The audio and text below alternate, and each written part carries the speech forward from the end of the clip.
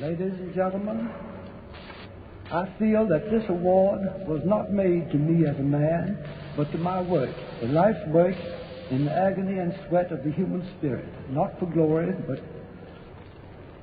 but to make out of the material of the human spirit something which was not there before, so that this award is only mine in trust. It will not be hard to find a dedication for the money part of it commensurate with the purpose and significance of its origin. But I would like to do the same with the acclaim too, by using this fine moment as a pinnacle from which I might be listened to by the young men and young women already dedicated to the same anguish and travail, among whom is one who may someday stand where I stood this afternoon. Our tragedy today is a general and universal physical fear, so long sustained by now that we can even bear it. There are no longer problems of the spirit. There is only one question: when will I be blown up? Because of this, the young man, the young woman writing today has forgotten the problems of the human heart in conflict with itself, which alone can make good writing, because only that is worth writing about, worth the agony and the sweat. He must learn them again.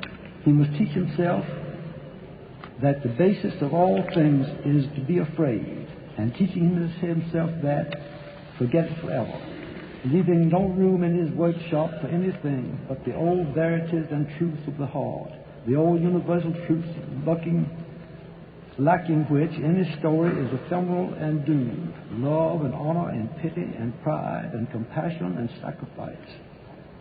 Until he does so,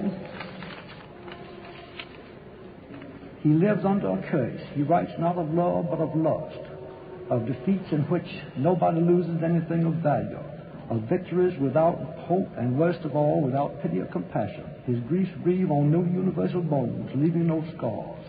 He writes not of the heart, but of the glands. Until he relearns these things, he will write as though he stood among and watched the end of man. I decline to accept the end of man.